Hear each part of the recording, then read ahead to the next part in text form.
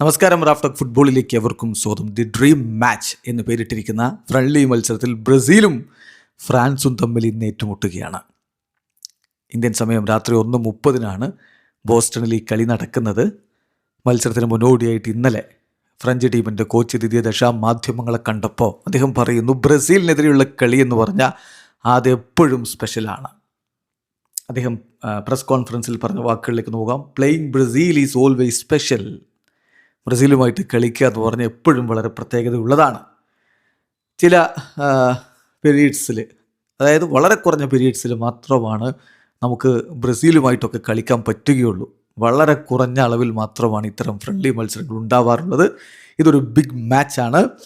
രണ്ട് ടീമും ഒരുപാട് ആളുകൾ വല്ലാതെ ആകർഷിക്കുന്ന ടീമുകളാണ്. സോ ഇത്തരം പോരാട്ടങ്ങൾ ഫുട്ബോൾ ചരിത്രത്തിൻ്റെ ഭാഗമാണ്. ഇതൊരു പ്രസ്റ്റീജിയസ് മാച്ചാണ്. തീർച്ചയായിട്ടും ഈ കളിയിലേക്ക് വരുമ്പോൾ ഞങ്ങൾക്ക് കൃത്യമായ സ്പോർട്ടിംഗ് ഒബ്ജക്റ്റീവ് ഉണ്ട്. എല്ലാ കോമ്പറ്റീഷനുകൾക്ക് മുമ്പും സ്വാഭാവികമായിട്ടും മാർക്കറ്റിംഗ് ആസ്പെക്റ്റ് ഉണ്ടാവും. അതിന് ഒരുപാട് സ്പേസ് അങ്ങനെ പോവുകയും ചെയ്യും. അത് ലോജിക്കലാണ്.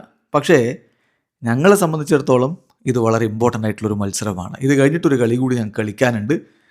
ഒബ്വിയസ്ലി താരങ്ങൾക്ക് ഞങ്ങൾ അതനുസരിച്ച് പ്ലേയിങ് ടൈം കൊടുക്കും.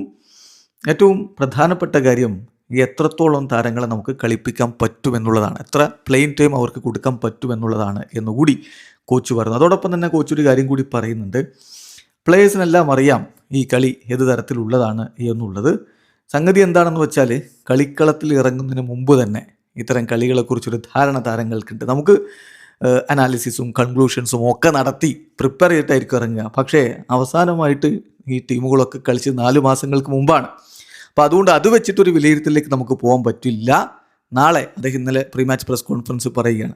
നാളെ എന്ത് സംഭവിക്കും എന്നുള്ളതിനെക്കുറിച്ച് നമുക്ക് കൃത്യമായിട്ടൊന്നും പറയാനും കഴിയില്ല. അതുപോലെ തന്നെ അത് കഴിഞ്ഞിട്ട് സൺഡേ ഞങ്ങൾക്ക് അടുത്ത മത്സരമുണ്ട്. ഈ കളികളിൽ എന്ത് സംഭവിക്കുന്നു എന്നുള്ളത് തീർച്ചയായിട്ടും മുന്നോട്ടുള്ള പോക്കിൽ വളരെ യൂസ്ഫുൾ ആയിരിക്കുമെന്നും കൂടി ദിദിയർ ദഷാം പറയുന്നു. ദഷാം പറയും പോലെ ബ്രസീലിനെതിരെയുള്ള കളി എപ്പോഴും സ്പെഷ്യലാണ്, പ്രത്യേകിച്ച് ദഷാമിനൊക്കെ. കാരണം അദ്ദേഹമായിരുന്നല്ലോ 1998 വേൾഡ് കപ്പിലേക്ക് ഫ്രാൻസ് പോകുമ്പോൾ ഫ്രാൻസിൻ്റെ നായകനായിട്ടുണ്ടായിരുന്നത്. അന്ന് ഫൈനലിൽ വീഴ്ത്തിയത് ഇത് ബ്രസീലിനെയാണ്. വീഡിയോ അവസാനിക്കുന്ന ഫുട്ബോൾ ലോകത്തെ കൂടുതൽ വിശേഷങ്ങളുമായി റാഫ്റ്റോക്സ് എത്താം.